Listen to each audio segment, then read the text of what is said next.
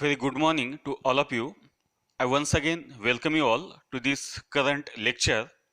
In the last lecture, we discussed the two important concepts: what is meant by the enantiomers and diastereomers, what is the definition of these two concepts, what are the different conditions on the basis of which we can say that a particular compound is a particular isomer is an enantiomer or whether it may be the diastereomer.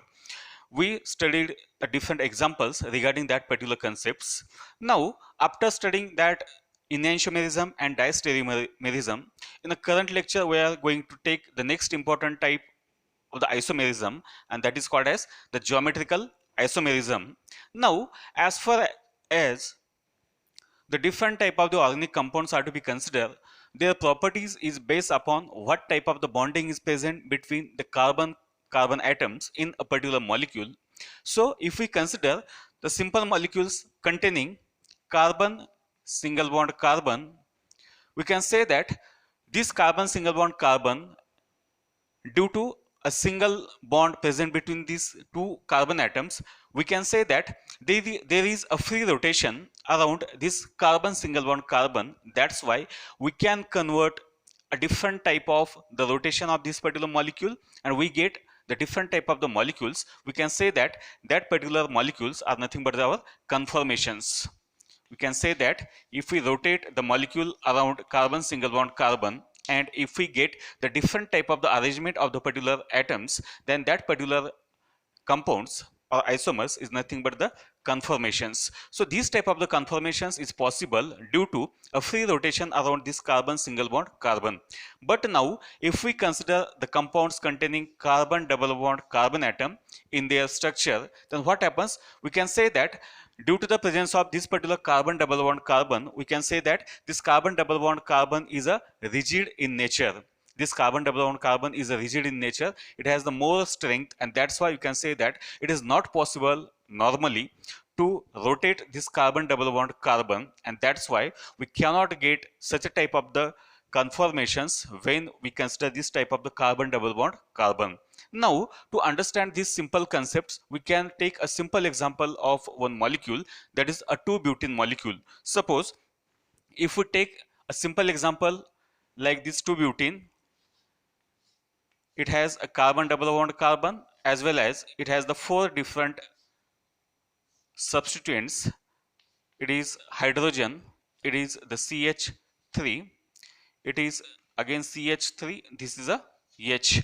Suppose if we consider this particular example of the alkene, it is called as the 2-butene molecule.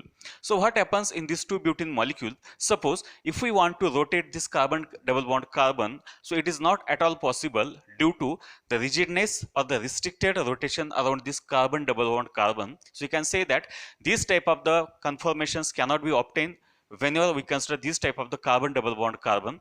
But what happens? The another type of the isomerism is obtained in such a cases containing carbon double bond carbon. So we know that this is one of the possible arrangement of this particular molecule, that is a 2-butene molecule. The same molecule can be written in another form, or another possible form is there for this 2-butene molecule. We may draw this 2-butene in another way as C double bond C. If we write the constituents attached to this carbon as, this is the hydrogen CH3, now this is a hydrogen and this is a CH3. So what happens? We can say that no doubt these two compounds or isomers having a similar molecular formula, but they get differ in case of the their actual arrangement of the atoms attached to these olefinic carbons. So what happens in this first case and in the second case, there is a difference between the position of the substituents attached to this particular olefinic carbon, and we can say that it is not possible to rotate the carbon double bond carbon, but the relative arrangement of the atoms or groups attached to this particular olefinic carbon, it may get differ, and depending upon that one isomerism is there, and that isomerism is nothing but the geometrical isomerism. So what is by geometrical isomerism? So geometrical isomerism is nothing but the isomerism in which, due to the restricted or hindered rotation around the carbon double bond carbon, one type of the isomers is obtained, and that isomers is called as the geometrical isomers, and that isomerism is called as the geometrical isomerism. So geometrical isomerism is possible in case of a compound containing carbon double bond carbon, in which the rotation is restricted or not allowed at all, and that's why we cannot rotate that particular bond, but instead the position of the atoms or groups get differ in these two different type of the isomers, and that's why such a type of the isomers is called as the geometrical isomers, and the phenomena is called as the geometrical isomerism. Now, as far as this geometrical isomerism is to be considered, what happens? These two isomers cannot be called as their mirror image. These are cannot have the mirror image of each other. That's why you can say that these two isomers are nothing but the basically diastereomers. These are nothing but the basically diastereomers, because we know that if there is no any mirror image relationship between these two isomers, they are to be called as diastereomers. So basically these the geometrical isomers are nothing but the basically diastereomers. So the diastereomers in which, due to the restricted rotation around carbon double bond carbon, a isomers is obtained, and that isomers is called as the simply geometrical isomers. Now, as far as the geometrical isomers is to be considered, we can say that they having the similar molecular formula, but they get the different arrangement of the atoms or groups in a space.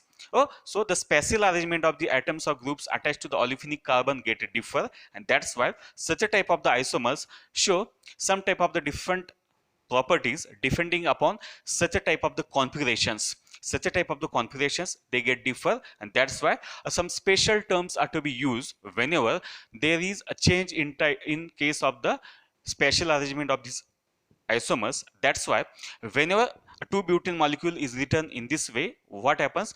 A name is given to such a type of the isomers, and that isomer is called as the cis 2-butene. It is called as the cis 2-butene, and the second isomer is called as the trans 2-butene. It is called as the trans 2-butene. So now the question arises, what is in by the word cis and what is by the word, or what is by the term trans? So these are the two terms commonly used. Cis is a Latin word. Cis is a Latin word meaning on same side. The meaning of this cis is a Latin word. It means that on a same side, while the second word is a trans. Trans is again a Latin word. It is a Latin word, means on across, or it may be called as the across. So these two terms are to be commonly used, cis and trans. Cis is a Latin word. It means that on a same side, while this trans is again Latin word. It means across. So whenever we consider cis and trans isomers or terms, so what happens? Whenever in isomers, whenever in a geometrical isomers, if the similar atoms or groups are on the same side, if similar atoms or groups are on the same side, that isomers is called as the cis isomers. So let us consider, or let us look toward this molecule 2-butene. So what happens in this 2-butene molecule? The similar groups, what are that similar groups? One is a methyl, second is a methyl. So these two methyl groups are present on a same side of the double bond. On the another hand, these hydrogens, they are also present on the same side of the double bond, and that's why you can say that such a type of the isomer is called as the cis isomer, and that's why the complete name of this particular geometrical isomer is cis 2-butene.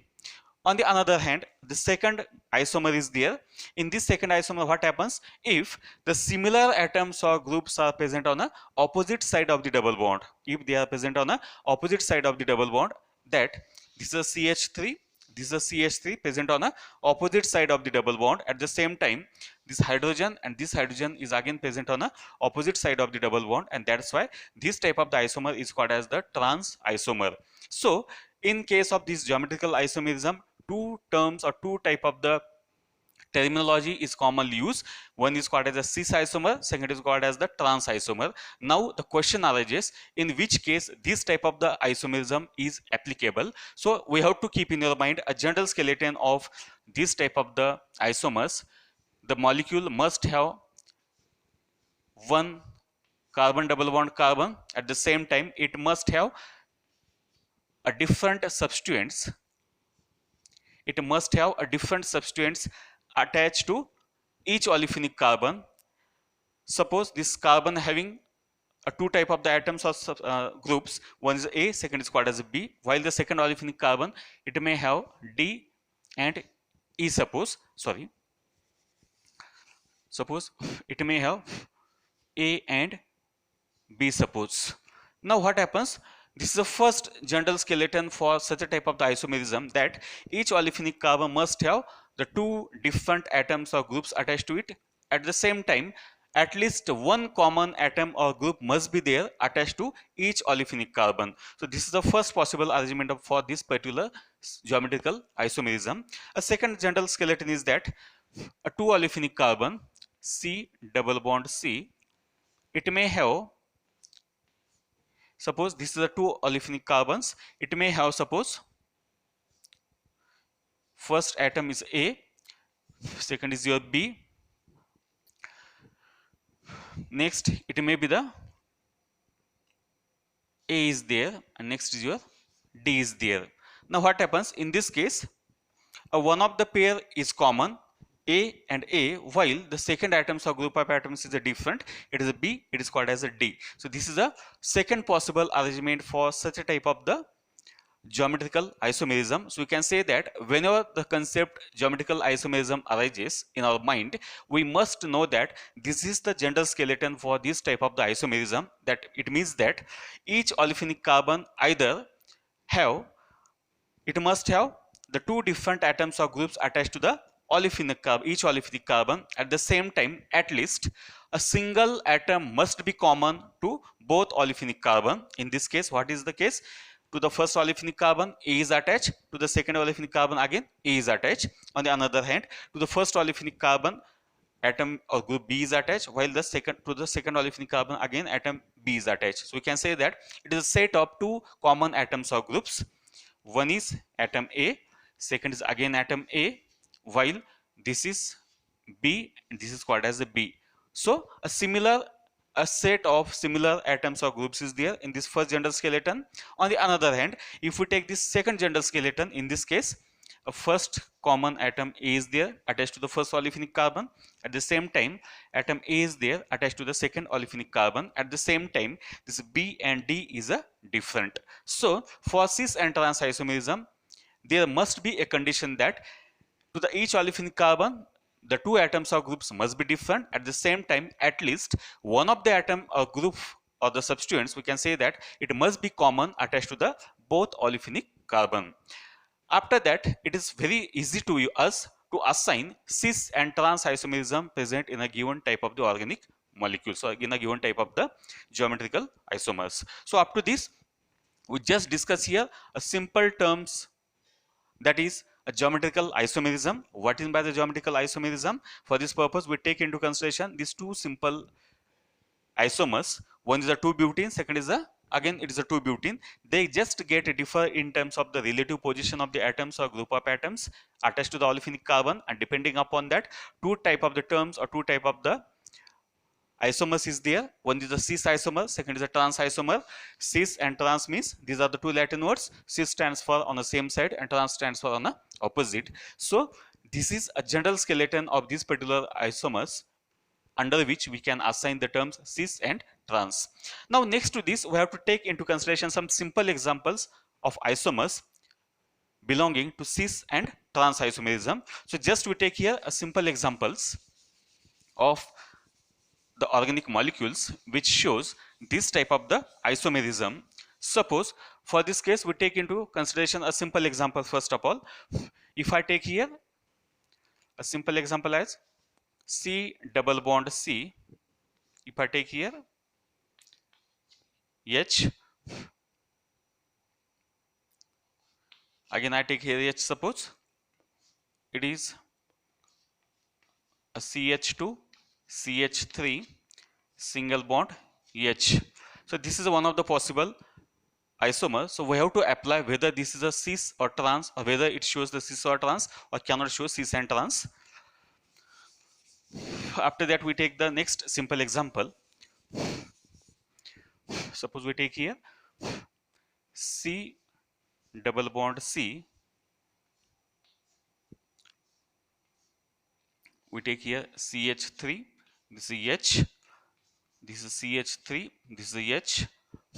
Again, the next simple example is C double bond C. A CH3. This is H. This is H. This is CH3. So these are the three simple examples for studying the concepts geometrical isomerism and specifically cis trans isomerism.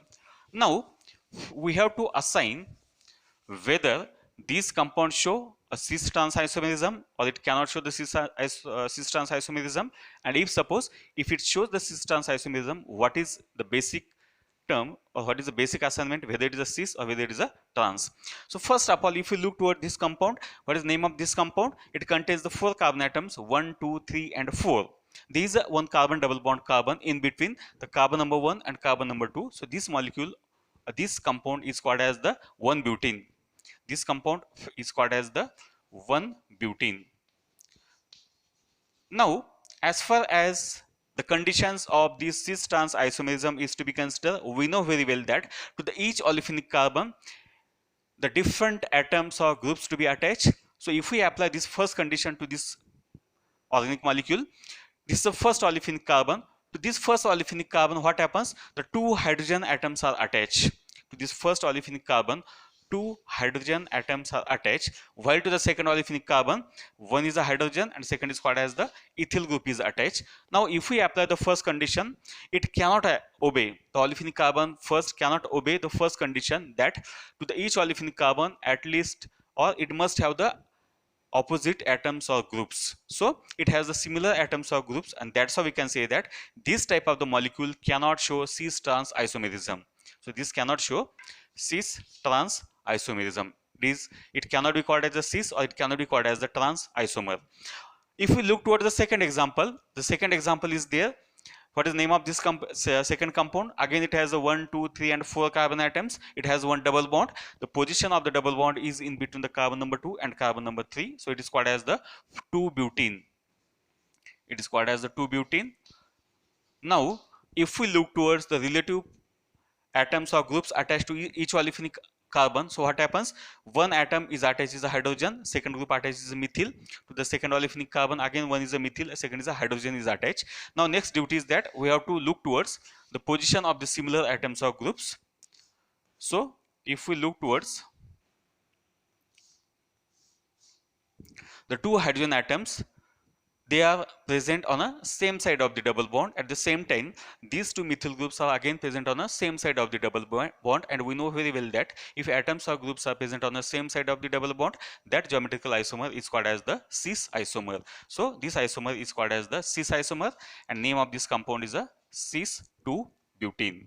If we look toward the third example, in this case also to the each olefinic carbon 2 different atoms or group is attached. Next duty is to look towards relative position of this particular similar atoms or groups, and if we observe the relative positions, these 2 similar groups are present on the opposite side of the double bond, and that's why this geometrical isomer is called as the trans 2-butene.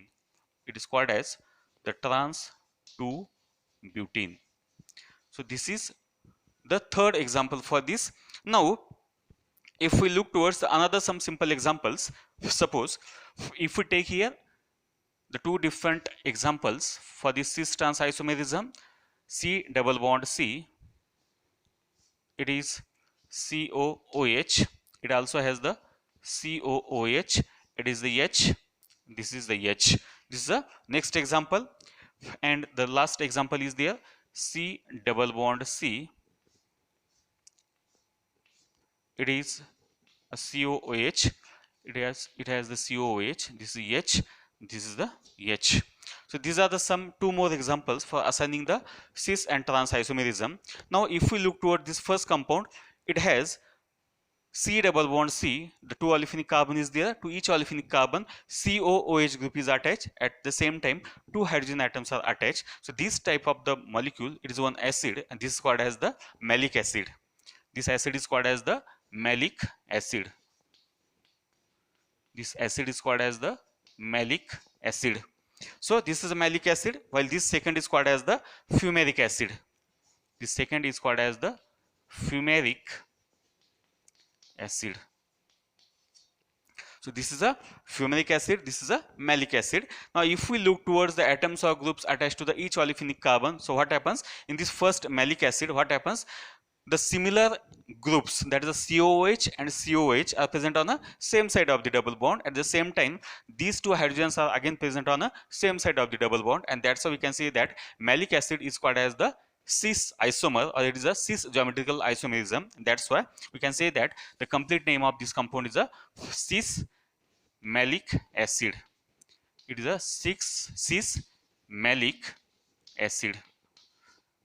This is a cis malic acid is there. On the other hand, if we look toward this fumaric acid, in this case, the similar groups, that is the COH and COH, H and H, are present on the opposite side of the double bond, and that's why this isomer is called as the trans fumaric acid. This is the trans fumaric acid. This is the trans fumaric acid. So these are the some simple examples for assigning the cis and trans isomerism. In a cis isomerism, similar atoms or groups are present on the same side of the double bond, and in a trans isomerism, similar groups or atoms are present on the opposite side of the double bond, and this simple concept is called as a cis trans isomerism.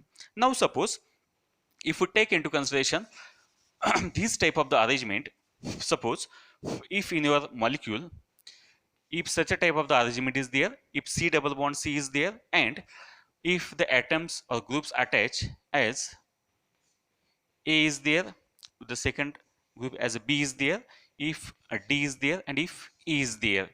So if we consider this type of the general skeleton of the olefinic system, to the each olefinic carbon, suppose one atom attaches A, second is a B, to the second olefinic carbon D and E is there. Now if we carefully look towards this, all these substituents, we can clearly observe that these four substituents are not similar to each other. Not any two atoms or groups are similar to each other. That's why these four substituents are called as exactly opposite or exactly different: A, B, D and E. Now question arises, whenever the olefinic system has such a type of four different atoms or groups attached to the two olefinic carbon, how to assign cis and trans isomerism under that situation? So it is very clear that whenever such a type of the system is there in which four different atoms or groups are attached to this particular olefinic carbon, at that situation this cis trans isomerism is not applicable at all.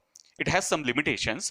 This cis trans isomerism is only applicable unless and until each olefinic carbon at least have a one common atom or group attached to both olefinic carbon. Then and then only we can assign cis and trans isomerism.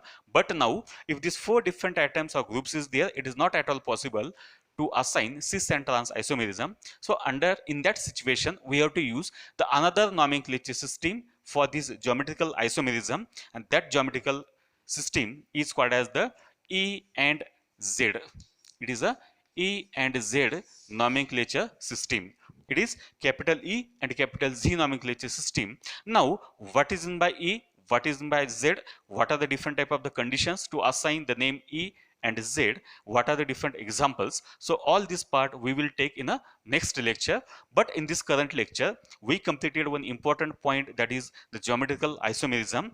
What is the meaning of geometrical isomerism? What are the different conditions for geometrical isomerism? What are the different examples for geometrical isomerism? How to assign this cis and trans isomerism? What is the limitation of this particular cis trans isomerism? And what is the failure of this particular cis trans isomerism? So all this part we completed in this current lecture.